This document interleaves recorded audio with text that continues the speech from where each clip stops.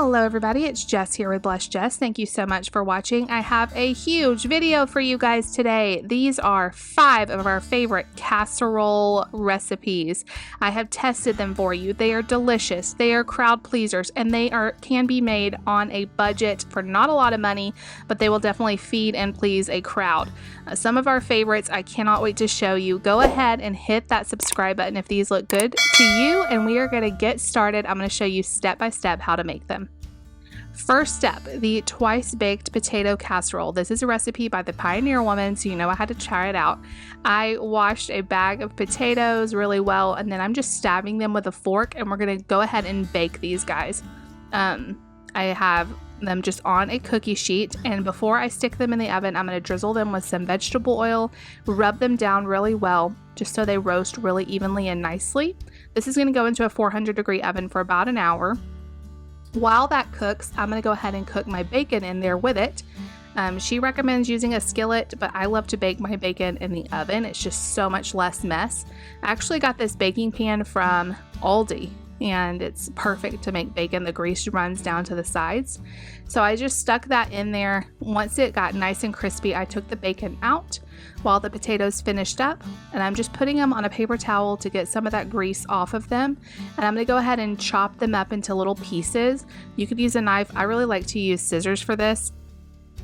The potatoes are out of the oven, and I'm going to chop up 2 of them just so some of the skins are in there just for texture, but the rest we're going to take out of the skins. These were super hot. You could definitely let it cool. I was just in a rush this day. So I'm going to take all of that fluffy white part out of the skins and get it into a big bowl. Why I love this recipe so much is you don't have to fill up the skins. It's like a casserole of just the insides of a twice baked potato. So I've got my nice big bowl of potatoes there, and I'm going to add 1.5 sticks of butter. This is a lot of potatoes. She recommends 2 sticks. I just did 1.5 sticks. And then I'm going to throw in some sour cream. This is going to be so good, you guys. How could it not be? And then after that, I'm going to throw in some cheese. This is cheddar cheese. I really do like to grate it myself. I think it melts better, but you could use whatever kind of cheese that you like. You do you. And then I'm going to throw in some green onions. I chopped these pretty finely because we don't really like the texture of them, but they did add a really nice flavor. And I'm going to throw in some of the bacon, not all of it, because we're going to use some on the top. Of course, with all of these potatoes, you need to make sure it's seasoned really well. So I used some regular salt and also some seasoning salt. That was her recommendation. And then, of course, I used lots of black pepper too. And once it gets mixed up, you can taste this and adjust the seasonings. You want to make sure it's seasoned well. You're going to throw in some milk to help it be nice and creamy. And then we're going to get started mixing. You could use a potato masher. I do not know where mine is, so I used a beater from a mixer. And I'm really trying to get these broken down and nice and creamy, but I still wanted a little bit of texture in them, not just completely mashed. So I didn't use my mixer. I just used the beater and kind of did it by hand. I threw it into a casserole dish, 9 by 13, topped it with more cheese, and then the rest of that bacon. And you guys, you could even do this ahead of time. Any of these casseroles you could do ahead of time and then bake the next day or that night. So I like to prep these in the morning, and then by the nighttime I could throw them back in the oven and we have dinner, or at least a side dish for dinner. So this is what it looked like when it came out after about 30 minutes in the oven. Y'all, this was rich. This was delicious. This was like restaurant quality potatoes. You did not need a lot of it because it was so rich. You have to make this. If you have never had this, I would highly, highly, highly recommend this dish as a side dish for your next holiday or anniversary dinner, anything like that. These were so good. All right, moving right along. This is the baked spaghetti lasagna. Cannot wait to show you guys this. So we're going to start off by just browning some ground beef, about 1 pound of that. I like to use my little meat masher to kind of get that broken down. And I'm going to season that just very simply with some salt and some pepper. I like to season every single layer. That's what makes everything taste so good. And then I'm also throwing in some onion powder. While that is continuing to brown, we are going to get our pasta started. So I'm just salting some boiling water, and then this called for 1.5 pounds of spaghetti noodles. This makes literally a ton of food. So I'm getting my noodles down into the salted water. I'm going to go ahead and drain that ground beef once it gets brown, and drain my pasta when the noodles get just shy of al dente, because this is going to bake in the oven for a while. I always like to put a little bit of butter on my noodles. I feel like it helps the sauce stick to it better. Not a lot, just about a tablespoon. We're going to throw that pasta back into the pot, and I'm going to add 2 cans of sauce. You could use a jar, whatever you like. I used just about 2 of these cans. I'm going to mix that up, and I'm going to add ground beef that's already been sitting there. Go ahead and add that in, and go ahead and mix everything back up. Make sure it's all evenly combined. This was so much food. You can see this pot is giant. I'm going to add some more seasoning. I just feel like I like to doctor up that sauce. So I'm adding garlic powder, onion powder, and also some oregano. You could do Italian seasoning, but I was out. I also added some crushed red pepper, and I think that makes it. So now we're going to add the cheesy, creamy sauce. We're going to mix that up. This is what makes it like a lasagna. So I'm throwing some sour cream into a bowl and adding a container of ricotta cheese. And then I'm going to add some salt and some ground oregano. And then I'm also going to add some Parmesan cheese. So we're going to layer this like a lasagna, but it's spaghetti. And it turned out really good. So this is how I'm going to make my baked spaghetti every time. So we're going to go ahead and mix this creamy mixture together with 1 egg. Go ahead and get it all combined. I really like the addition of the sour cream in this recipe. It helped it not dry out in the oven. Okay, so we're going to start layering. I took a 9x13 casserole dish. I sprayed it with some cooking spray. I'm going to get my first layer of spaghetti down in the pan and kind of spread it out a little bit. And then we're going to add our first layer of the cheese sauce, or cream sauce basically. And we're going to go ahead and I just this was easy to just drizzle, which I also really liked how easy it was to drizzle. You didn't have to like spread it. And we're going to just layer this like we would layer lasagna. So after this layer, we're going to add a layer of mozzarella cheese. And then we're going to go in with more spaghetti. Right, like that. And then we're going to go in with more of the cream sauce mixture and more cheese. And then for the last layer, gotta get that cheese in there. The last layer of noodles, we're just gonna top that right on there with some mozzarella cheese. And what I loved about this recipe so much was it didn't dry out like normally my baked spaghetti does. That cream layer really helped it stay moist. Now, I had a whole bunch of food left over, so I made us another serving of this. It's a smaller container, but I had enough to make a little smaller container for the freezer. So I just like to cover that with saran wrap first and then the foil. So before I bake this, I will take off the saran wrap. I write on there what it is, so I know in my freezer what it is. Let me show you what it came out looking like out of the oven. It only cooks for like 30 minutes at 350. This was so good, so delicious. All right, everybody, moving on to biscuits and gravy casserole. Now this recipe I did tweak, but let me show you how I did it. I started out with a pound of breakfast sausage, and I just threw it into a skillet. And I used my little meat masher to break that up and get it nicely browned and cook through, just like that. Now I'm going to take out about 2/3 of it, but I'm going to leave some in the pan because I want to make my gravy and have some sausage in that gravy. So that's what I took out, put on some paper towels. Now we're going to make the gravy. I threw in a pat of butter, did not drain the grease. You need the grease in there. And then I'm going to add 1/4 cup of flour. We're going to let that cook together for a minute or two just to make sure we don't have any raw flour taste. And then we're going to drizzle in a little bit of milk at a time. I find it easier to just do a little at a time so it thickens up a lot faster for you. And then it'll start coming together really fast. Here is kind of what it looks like. I just keep adding milk as I go. Now we're going to season it with some onion powder. and of course some salt. And I like to put a lot of black pepper in my gravy, so I went heavy on the black pepper. I think it can use a lot of pepper. And then that is our gravy, and we're going to start assembling the casserole. This was so easy. So I sprayed a 9x13 pan. We don't want anything to stick.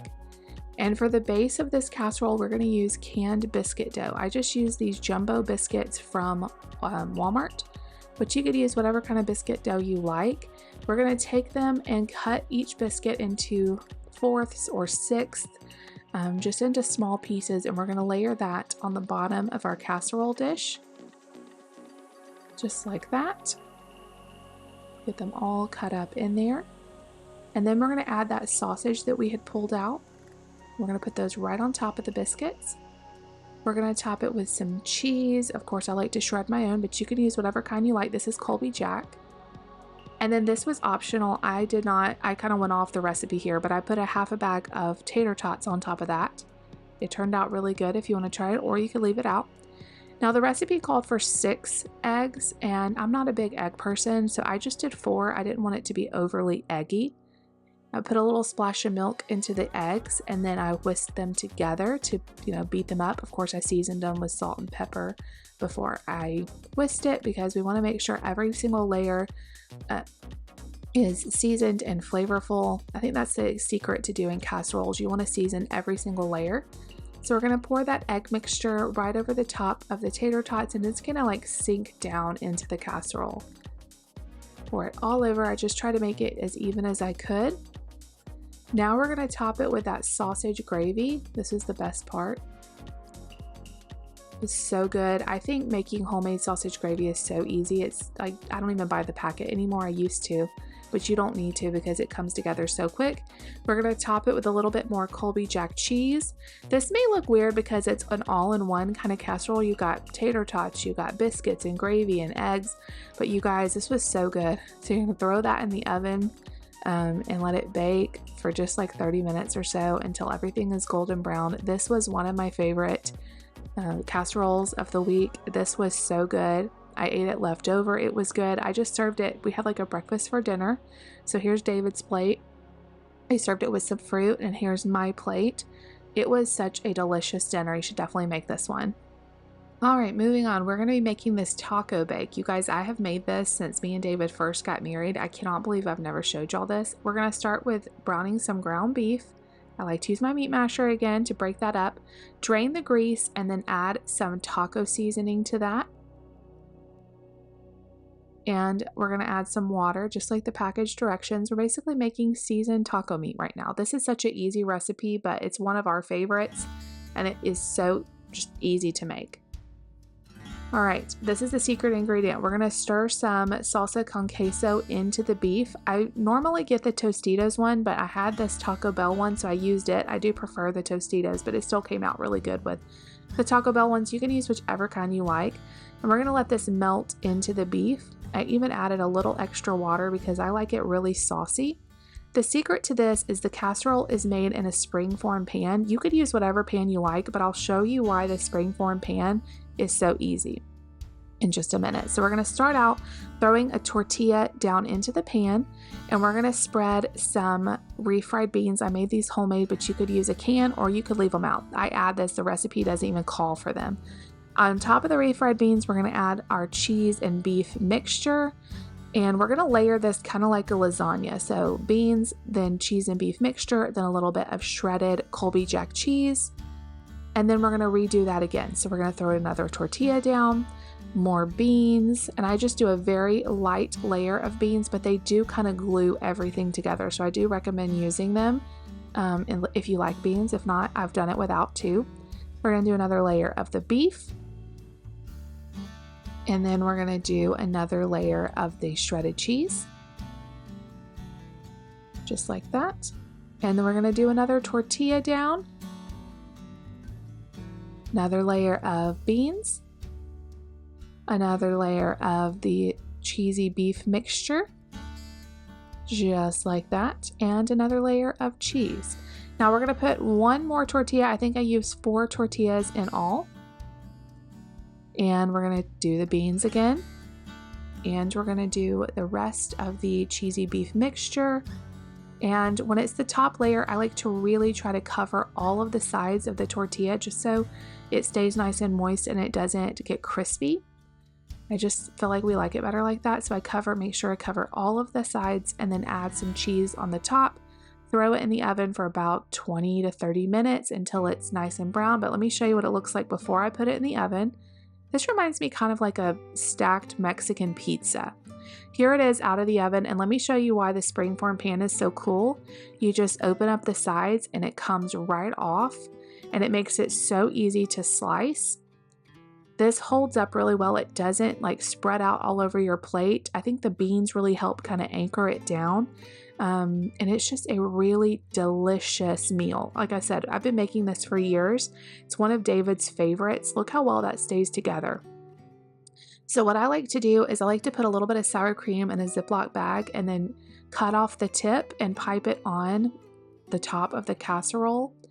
And I top it. You could top it with avocado, lettuce, tomatoes. We just had a little lettuce today. And I had a side of chips and salsa to go with it. I will link my salsa recipe down below, but this was so good. I have one more to show you guys. This is a chicken pot pie casserole. I cannot wait to show you how easy this comes together. In a bowl, we're going to empty out a large can of Campbell's cream of chicken soup. We're going to season it up with some onion powder and also some pepper. Lots of pepper in this as well. And then we're going to add in some milk. This recipe calls for a lot of milk. You don't have to use as much as it says, but I like it extra soupy, so I do it exactly as the recipe says. I had some shredded chicken in the freezer, but you could use a rotisserie chicken or make your own shredded chicken.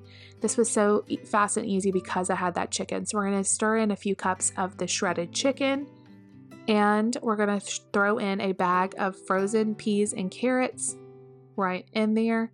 We're going to stir that together, and like that's as fast as the filling comes together. Like literally it took 5 seconds to do that.